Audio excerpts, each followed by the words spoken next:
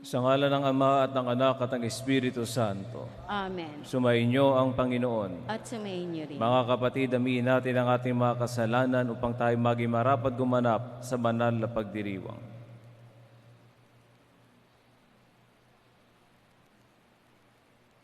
Sinugong tagapagpagaling sa mga nagsisisi, Panginoon, kaawaan mo kami.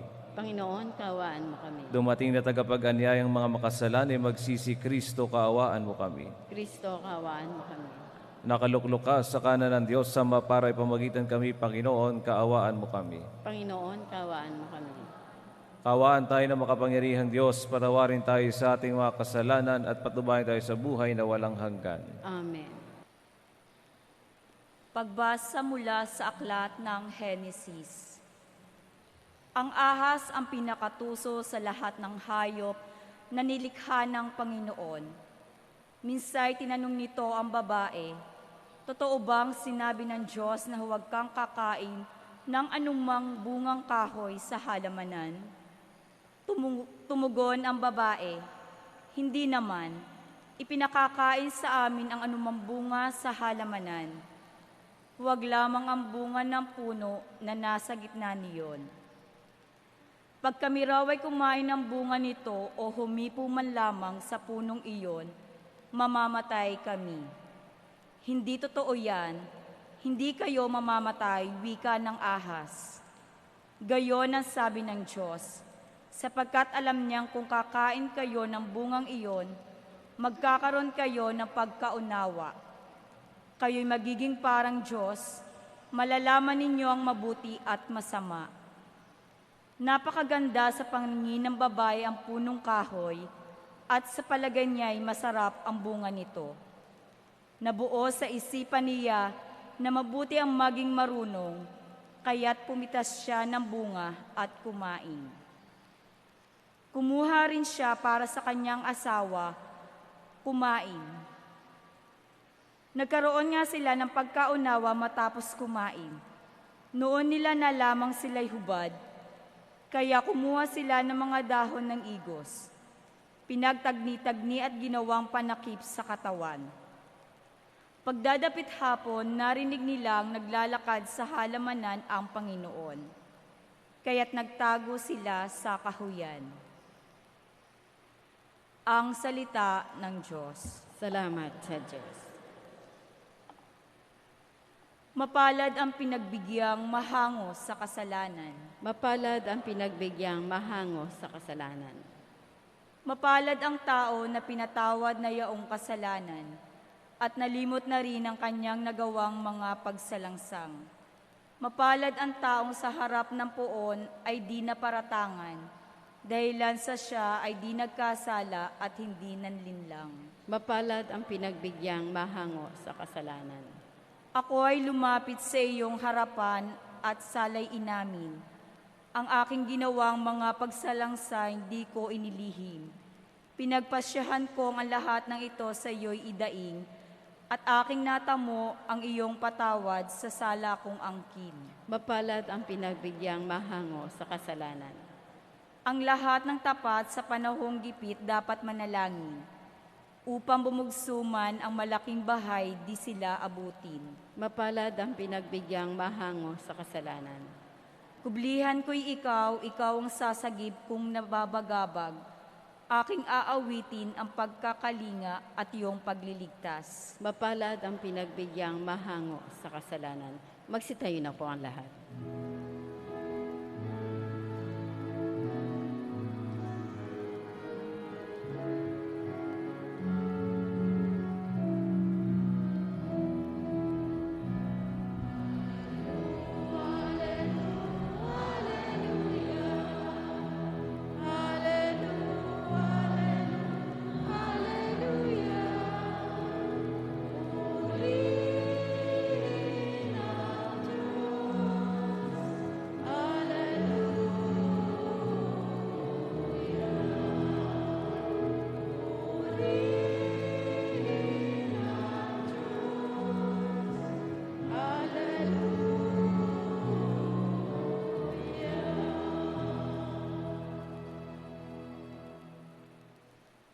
Sumainyo ang Panginoon. At sumayin niyo Ang rin. mabuting balita ng Panginoon ayon kay San Marcos. Papuri sa iyo, Panginoon.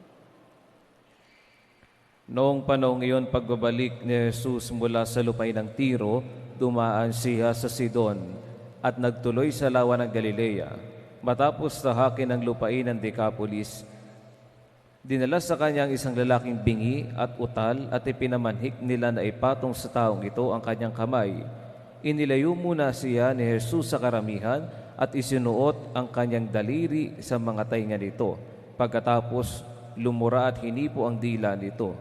Tumingala si Jesus sa langit at nagbuntong hininga at sinabi sa tao, Ephata, ibig sabihin mabuksan, at nakarinig na ito na wala ang pagkautal at nakapagsalita na ng malinaw. Sinabi ni Jesus sa mga tao na huwag ibalita ito kanino man. Ngunit kung kailan sila pinagbabawalan, ay lalo namang nilang ipinamalita ito. Sila'y lubhang ng gilalas at ang wika, anong buti ng lahat ng kanyang ginawa. Nakaririnig na ang bingi at nakapagsasalita ang pipi. Ang mabuting balita ng Panginoon. Pinupuri ka namin, Panginoong Heso Kristo. Magsiupo na po ang lahat. Sa mabuting balita, binuksan ng Panginoon ang pandinig ng lalaki at hinayaan siyang makapagsalita ng malinaw. Ang dalawang ito ay magkaugnay, kung ano ang narinig mo at kung ano ang sinasabi mo. Sa ganitong diwa, hinihiling din ng Panginoon sa atin na sa pagbubukas ng ating mga tainga, padadaanin din natin sa ating isip ang ating nadinig. Hindi pwede na kung anong narinig mo, iimikin mo agad. Kailangan dumaan sa iyong isip ang iyong naririnig. Dahil kapag hindi ka nag-isip, hindi mo ginamit ang iyong utak sa iyong mga narinig, matutulad ka kay Eva na natukso sa sinabi ng ahas. Sapagkat may narinig ka pero hindi mo yung pinag-isipan. May narinig ka at pinaniwalaan mo yun kahit hindi naman totoo. Nakinig ka, totoo iyon, pero hindi naman totoo ang sinabi mo. Kaya, napakahalaga na kung ano ang narinig, pinapadaan sa isip bago ilabas sa bibig. Ibig sabihin, may mga bagay na kapag narinig mo, hindi mo na kailangang sabihin sa iba. May mga bagay na kapag narinig mo, kailangan mong sabihin sa iba. Yun ay mangyayari lamang kung iyong pinag-iisipan. At kung hindi mo pinag-iisipan ang iyong narinig at bigla na lang bumuka ang iyong bibig, ang tawag sa iyo ay baliw. Dahil hindi ka na nag-iisip, kung ano man ang iyong narinig, biglang buka ng bibig. Mga minamahal, sa naririnig, mag-isip bago ibuka ang bibig.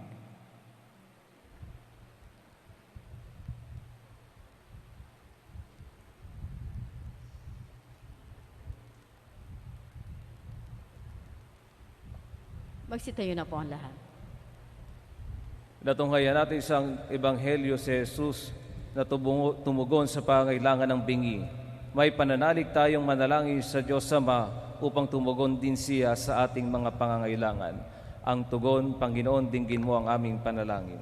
Panginoon, dinggin mo ang aming panalangin. Ang simbahan at ang kanyang mga miyembro naway maging bukas sa mensahe ng pagpapagaling ng Ebanghelyo. Manalangin tayo.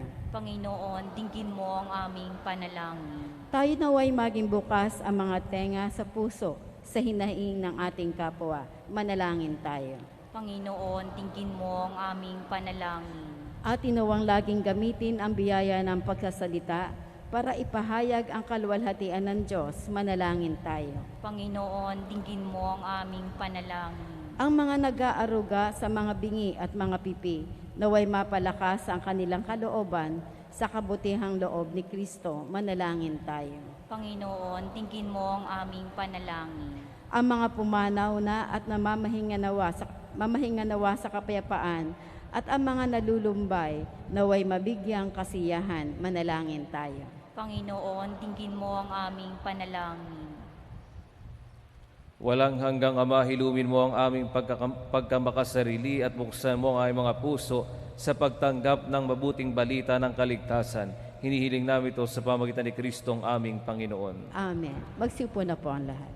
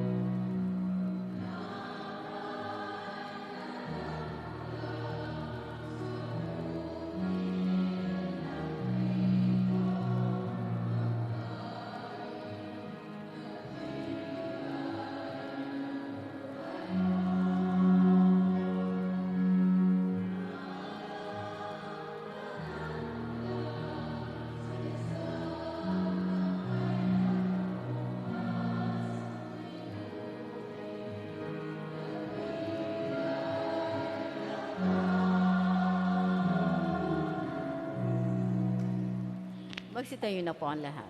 Manalangin kayo mga kapatid upang paghahain natin ay kalugdan ng Diyos amang makapangyarihan. Tanggapin nawa ng Panginoon paghahain sa iyong mga kamay, sa kapurihan niya at karangalan sa ating pakanabangan at buong sambayan ng banal.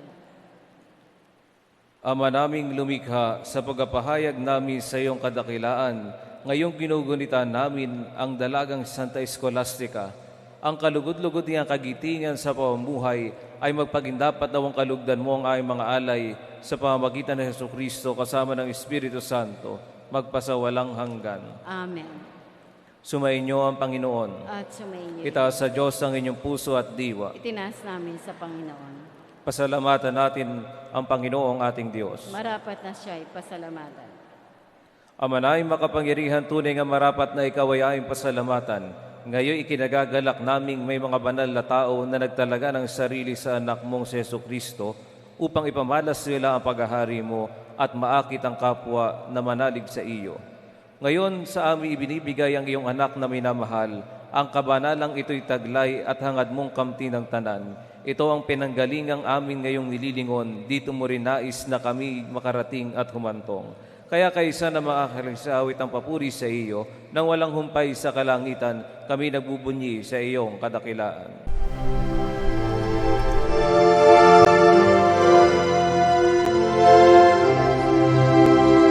Santo, Santo, Santo, Panginoong Diyos makapangyarihan, napupuno ang langit at lupa ng kalwalhatian mo. Hosana sa kaitaasan, pinagpalang na paririto sa ngalan ng Panginoon. Hosana sa kaitaasan.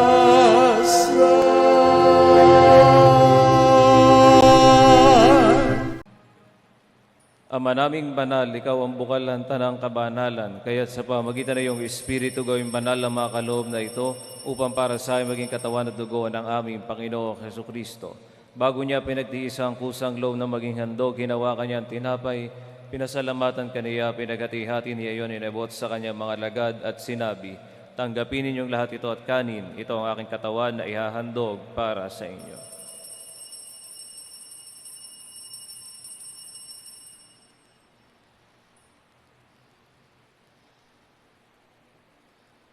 Gayon din naman nang matapos ang hapunan, hinawakan niya ang kalis, muli kanyang pinasalamatan, inabot niya ang kalis sa kanyang mga lagad at sinabi, tanggapin ninyong lahat ito at inumin. Ito ang kalis ng aking dugo, ng bago at walang hanggang tipan. Ang aking dugo na ibubuhos para sa inyo at para sa lahat. Sa kapagpapatawad ng mga kasalanan, gawin niyo ito sa pag-alala sa akin.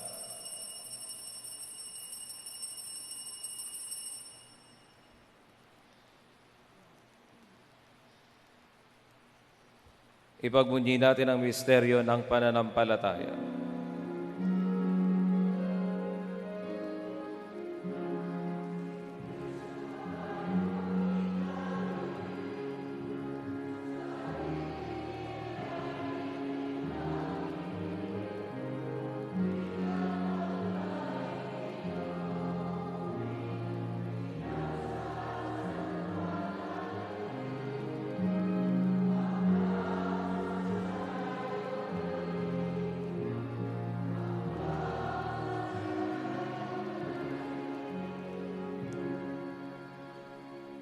Ang mga ginagawa namin ngayon ng pag-alala sa pagkamatay at muli pagkabuhay ng iyong anak, kaya tiniaalay namin sa iyo ang tinapay bibigay buhay at ang kalis na kakaloob ng kaligtasan. Kami nagpapasalamat dahil kami minarapat at tumayo sa harap mo para maglingkod sa iyo. Isinasamo namin kami magsasalo-salo sa katawan at dugo ni Kristo ay mabuklod sa pagkakaisa sa pamamagitan ng Espiritu Santo. Ama, lingapin mo ang iyong simbahang laganap sa buong daigdig. Pususin mo kami sa pag-ibig kaisa ni Francisco na aming Papa at ni Melray naming Obispo at ng Tanang Kaparian. Alalahanin mo rin ang mga kapatid naming nahimlay na may pag-asa sila'y muling mabubuhay. Gayun din ang lahat ng mga pumanaw. Kaawaan mo sila at patuloy sa iyong kaliwanagan. Kaawaan mo at pagidapatin kaming lahat na makasalo sa iyong buhay na walang wakas. Kaisa na mahal na Birheng Maria na Ina ng Diyos, kaisa ni San Jose na kanyang esposo, kaisa ng mga apostol at lahat ng mga banal na namuhay dito sa daigdig ng kalugod-lugod sa iyo, may pagdiwang nawa namin ang pagpupuri sa ikararangal mo sa pamamagitan ng iyong anak na aming Panginoong Jesucristo. Sa pamamagitan ni Kristo, kasama niya at sa Kanya, ang lahat ng parangal at papuri ay sa iyo, Diyos amang makapangyarihan, kasama ng Espiritu Santo, magpasawalang hanggan. Amen.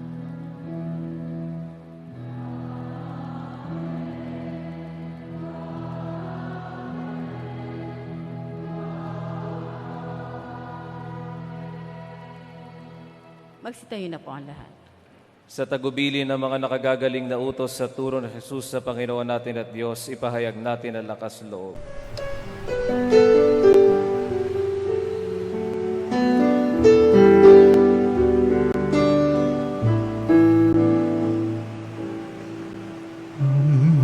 Namin sumasalang ka, sambahin ang ngalan mo, mapasamin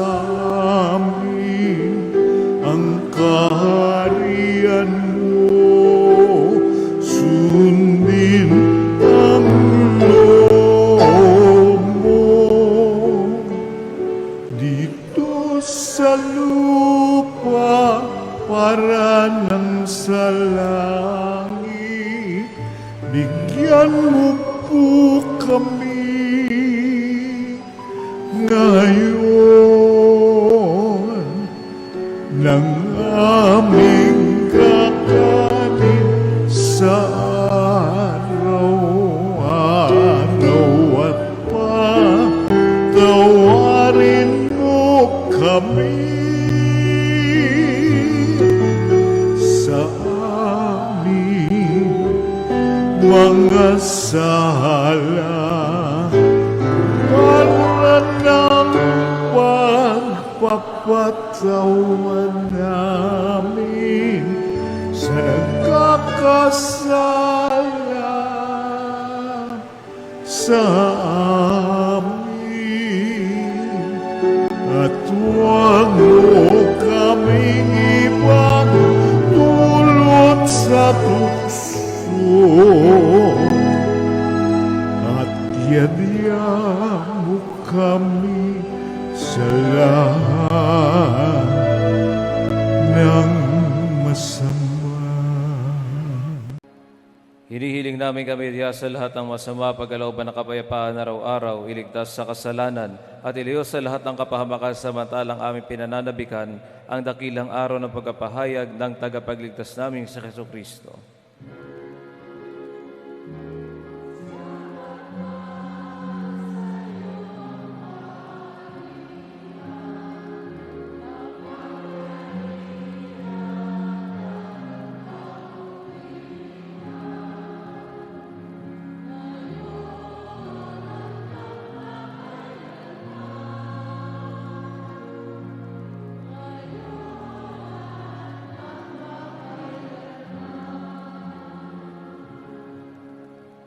Panginoong Jesucristo, sinabi mo sa iyong mga apostol, kapayapaan ang iniiwan ko sa inyo, ang aking kapayapaan ang ibibigay ko sa inyo.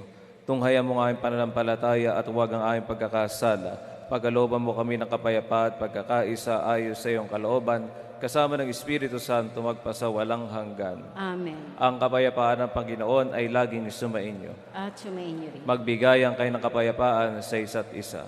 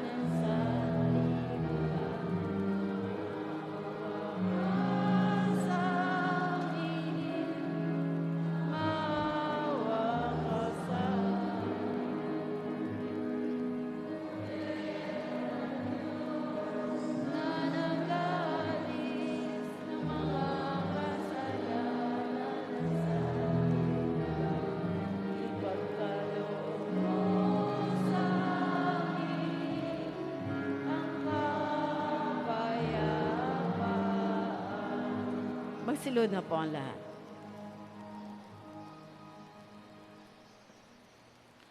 Ito ang kordero ng Diyos, ito nag-aalis ng mga kasalanan ng sanlibutan, mapalad ang mga inaaniyahan sa kanyang piging. Panginoon, hindi ako karapat-dapat na magpatuloy sa iyo. Ngunit sa isang salita mo lamang ay gagaling na ako.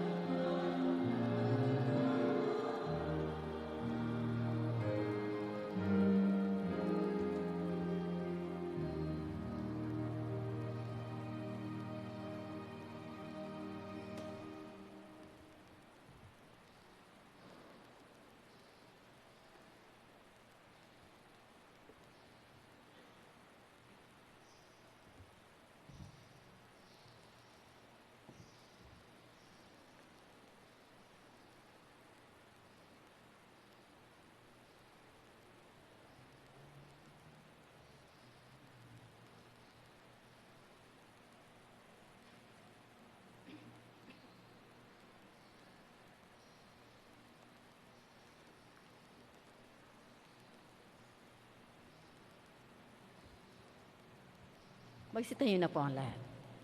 Manalangin tayo. Ama na pagmahal sa pagkasalo namin ngayon sa banal na pakikinabang upang tanging ikaw ang aming mahalin habang inaako namin ang malasakit ni Jesucristo kasama ng Espiritu Santo magpasawalang hanggan. Amen. Sumainyo ang Panginoon. At sumayin niyo rin. Pagpalain kayo ng makapangyarihang Diyos, Ama, Anak at Espiritu Santo. Amen. Tapos na ang misa, humayo kayong mapayapa. Salamat sa Diyos.